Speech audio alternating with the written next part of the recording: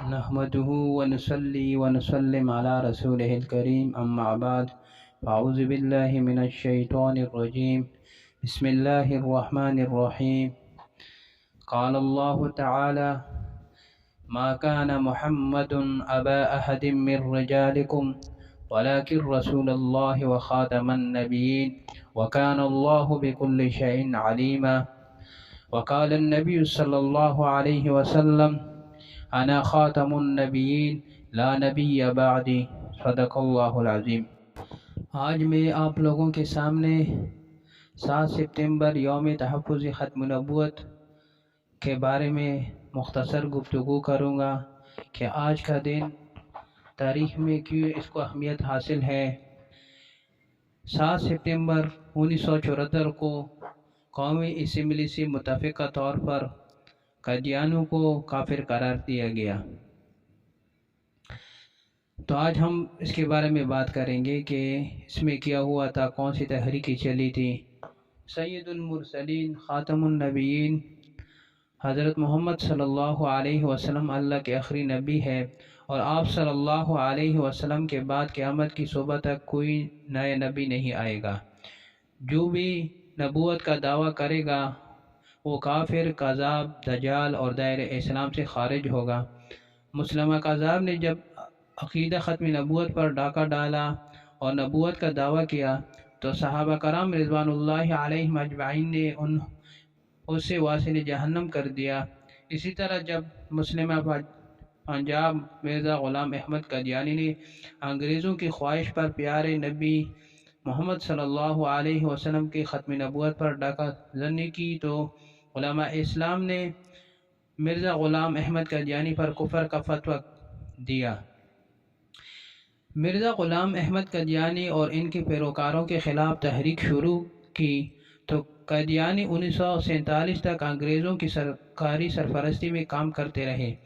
جب انگریز برصغیر پاک و ہند سے ذلیل اور خوار ہو کر جانے لگے تو انہوں نے قادیانیوں کو اپنے ایجنٹوں کے حوالے کیا تاکہ ان کے جانے کے بعد قادیانی قادیانیت کا پرچار اور اسلام اور پاکستان کے خلاف سازشیں کرتے رہیں۔ قادیانیوں نے منصوبہ بنایا کہ پاکستان کو قادیانی اسٹیٹ بنائیں گے۔ اسی مقصد کی تکمیل کے لیے ظفر اللہ قادیانی کو پاکستان کا وزیر خارجہ بنایا، جس نے اہم اور کلیدی عہدوں پر قادیانیوں کو تعینات کیا۔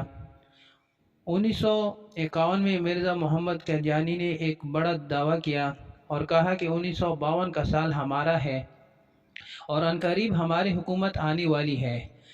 امیر شریعت حضرت مولانا سید عطا اللہ شاہ بخاری رحمہ اللہ ان کے مخالف میں کڑے ہو گئے۔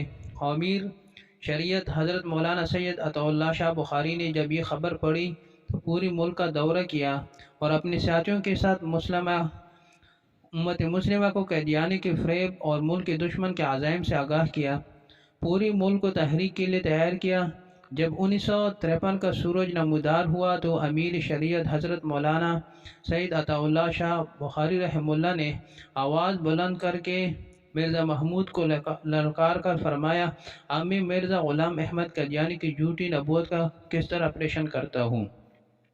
شاہ جی رحمہ اللہ نے تمام مکتب فکر کو ایک سٹیج پر جمع کیا اور قادیانیوں کے خلاف تحریک چلانے کا فیصلہ کیا اور حکومت سے 3 مطالبات رکھے۔ پہلا یہ کہ ظفر اللہ قادیانیوں کو وزیر خارجہ سے الگ کرو، اور دوسرا مرزائیوں کو غیر مسلم اقلیت قرار دو، تیسرا مرزائیوں کو کلیدی اسامیوں سے الگ کرو۔ ان مطالبات کے حق میں جلسے اور جلوس شروع ہو گئے۔ اس وقت کی حکومت نے مجلس عمل کے مطالبات ماننے سے انکار کر دیا۔ حکومت نے پولیس کے ذرائع سے تشدد شروع کیا اور گولیاں برسانے لگی۔ شمع رسالت کے پروانوں نے اپنی جانوں کے نذرانے پیش کیے اور خون کی ندیاں بہا گئے۔ لاہور میں قادیانی نواز جنرل اعظم خان نے ظلم اور بربریت کی انتہا کرتے ہوئے ختم نبوت کے جلوسوں پر گولیوں کی بارش کر دی۔ لاہور کی سڑکوں خون سے سرخ ہو گئے۔ 10,000 عاشقان ختم نبوت آقائے نامدار صلی اللہ علیہ وسلم کے عزت اور ناموس کی لاج رکھتے ہوئے اپنی جانوں کی قربانیاں پیش کرتے ہوئے شہادت کے عظیم مرتبے پر فائز ہو گئے۔ امیر شریعت حضرت مولانا سید عطاءاللہ شاہ بخاری رحمہ اللہ، حضرت مولانا قاضی احسان احمد شجاعت آبادی رحمہ اللہ، شیخ التفسیر حضرت مولانا احمد لاہوری رحمہ اللہ، اور مفکر اسلام حضرت مولانا مفتی محمود رحمہ اللہ، ملت مجاہد حضرت مولانا غوث ہزاری رحمہ اللہ، انہوں نے قریباً 1,00,000 مجاہدین ختم نبوت کو جیلوں میں حکومت نے ڈال دیا۔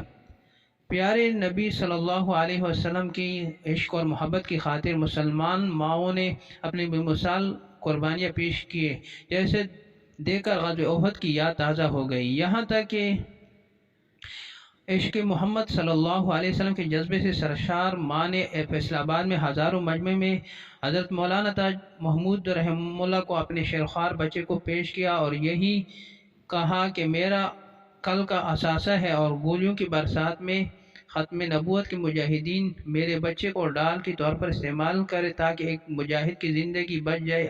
عجیب منظر تھا، فرشتے رش کر رہے تھے۔ یہ ہوا کہ 1953 کی تحریک کو اس وقت کے حکمرانوں نے تشدد اور سربربریت سے عارضی طور پر ناکام کر دیا، لیکن اس تحریک کے چنگاری باقی تھی جو 1974 میں تحریک کی شکل میں نمودار ہوئی۔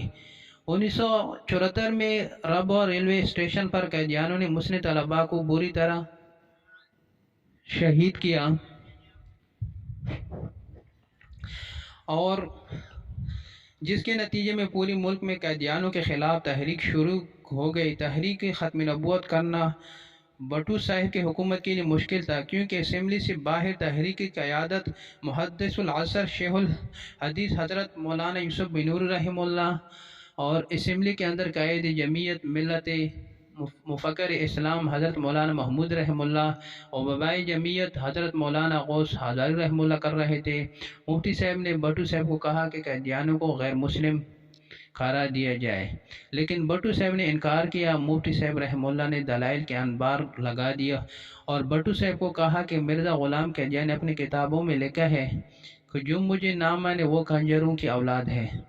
مرزا قادیانی نے آپ کو گالی دی ہے اور پارلیمنٹ سمیت تمام مسلمانوں کو گالی دی ہے۔ جب بھٹو صاحب نے مرزا ناصر قادیانی سے پوچھا کہ مفتی محمود رحمہ اللہ صحیح کہتے ہیں کہ جھوٹ، مرزا ناصر قادیانی نے کہا کہ مفتی محمود رحمہ اللہ صحیح کہتے ہیں۔ اس کے بعد پہلے بھٹو صاحب نے پھر بعد میں تمام اراکین اسمبلی نے مرزائیوں کو متفقہ طور پر غیر مسلم اور کافر قرار دینے پر دستخط کیے۔ اس طرح مفکر اسلام حضرت مولانا مفتی محمود رحمہ اللہ سمیت دیگر اکابر کی وجہ سے مسلمان کا 90 سال کا مسئلہ حل ہو گیا۔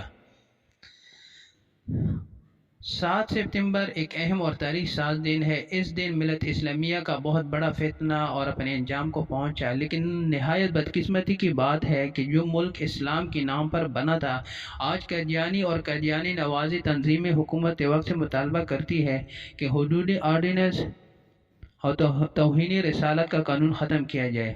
6 ستمبر کی طرح 7 ستمبر بھی ایک اہم اور تاریخ ساز دن ہے۔ 6 ستمبر کو ملک کی جغرافیائی سرحدوں کی حفاظت کی گئی تھی اور 7 ستمبر کو ملک کی نظریاتی سرحدوں کی حفاظت ہوئی۔ دار اسلام وطن عزیز مرزائیوں کو باقاعدہ قانونی طور پر مسلمانوں کے جسد سے ہمیشہ کے لیے الگ کیا گیا۔ 7 ستمبر کو ہمیں اس عہد کی تجدید کرنی چاہیے کہ جس طرح نبی کریم صلی اللہ علیہ وسلم نے فرمایا لا نبی بعدی، ہم پوری قوم حضور صلی اللہ علیہ وسلم کے حدیث پر عمل کر کے عقیدہ ختم نبوت کا دفاع کریں، اور جو کوئی بھی توہین رسالت کا مرتکب ہوگا، خواہ مسلم کذاب کی شکل میں ہو، خواہ مسلم پنجاب کی شکل میں، ہم تن من سے اس کا تعاقب کریں گے۔ تو ہمیں چاہیے کہ ہمیشہ عقیدہ ختم نبوت کے دفاع کے لیے اپنے آپ کو تیار رکھیں، اور اس ملک میں غیروں کی کوششیں ہیں کہ یہ جو آئین میں قادیانوں کو کافر لکھا ہے، اس شے کو ختم کرنا چاہیے، لیکن انشاءاللہ جب تک علماء زندہ ہوں گے، علماء حق، تو یہ ہمیشہ یہ شے